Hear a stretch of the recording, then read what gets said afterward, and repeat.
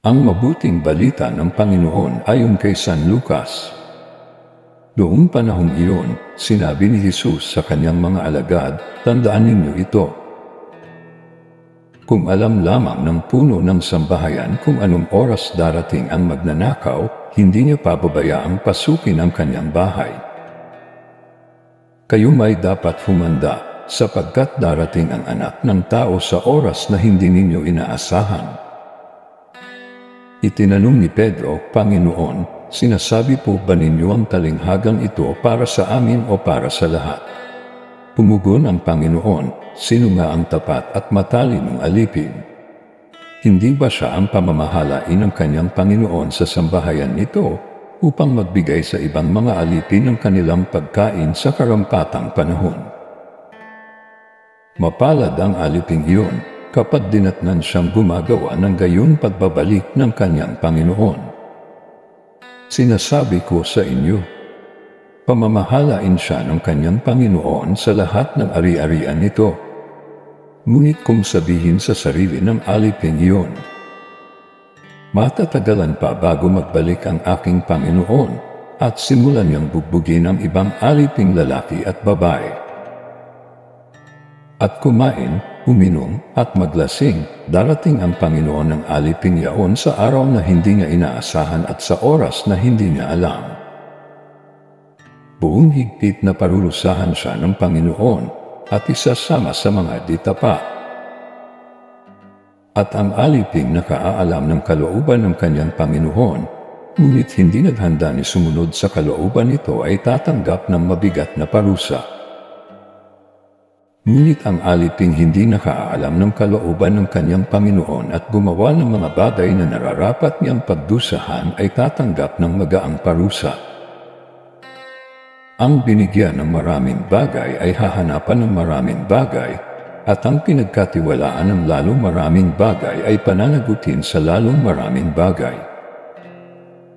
Ang mabuting balita ng Panginoon.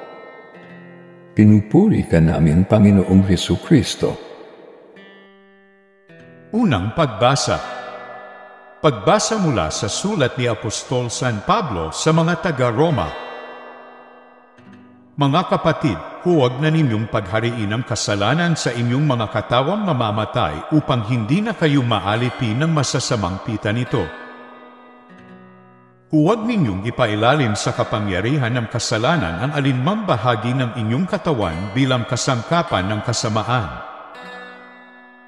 Sa halip, pasakop kayo sa Diyos bilang mga taong namatay at muling binuhay at ihandog sa Kanya ang buo ninyong pagkatao bilang kasangkapan ng katwiran. Sapagkat hindi na dapat maghari sa inyo ang kasalanan, yamang kayo'y wala na sa ilalim ng kautusan kundi nasa ilalim ng kagandahang loob ng Diyos. Ngayon, gagawa ba tayo ng kasalanan dahil sa wala na tayo sa ilalim ng kautusan kundi nasa ilalim ng kagandahang loob ng Diyos? Hindi. Alam ninyong kapag kayo'y napailalim kaninuman bilang alipin, alipin na kayo ng inyong tinapanginoon, mga alipin ng kasalanan at ang bunga nito'y kamatayan, o mga alipin ng Diyos at ang bunga nito'y pagpapawalang sala. Ngunit salamat sa Diyos sapagkat kayong dating mga alipin ng kasalanan ay naging masunurin sa aral na tinanggap ninyo. Pinalaya na kayo sa kasalanan at ngayon mga alipin na ng katwiran. Ang salita ng Diyos. Salamat sa Diyos. Salmong tugunan. Sa pangalan ng may kapal, tayo ay tinutulungan. Ano kaya't di pumanig sa atin ang Panginoon? O Israel, ano kaya ang sagot sa gayong tanong? Kung ang Panginoong Diyos sa amin ay di pumanig, doon kami sa lakayin ng kaaway na malupit.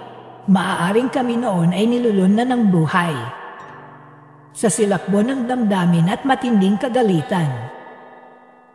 Sa pangalan ng may kapal, tayo ay tinutulungan. Maaaring kami noon natangay ng iyong agos. Naanod sa karagat at tuloy-tuloy na nalunod. Sa lakas ng agos noy nalunod nga kaming lubos.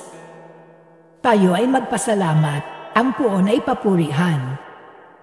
pagkat tayo'y iniligtas sa malupit na kaaway. Sa pangalan ng may kapal, tayo ay tinutulungan. Ang katulad na tiyaibong sa bitag ay nakatakas. Lubos tayong nakalaya ng ang bitag ay mawasak. Tulong nating kailangan ay sa poon nagmumula. Pagkat itong lupa't langit tanging siya ang lumikha. Sa pangalan ng may kapal, tayo ay tinutulungan. Alleluia! Alleluia! Tayo ay laging magtanod sapagkat di natin talos ang pagbabalik ni Hesus. Alleluia! Alleluia!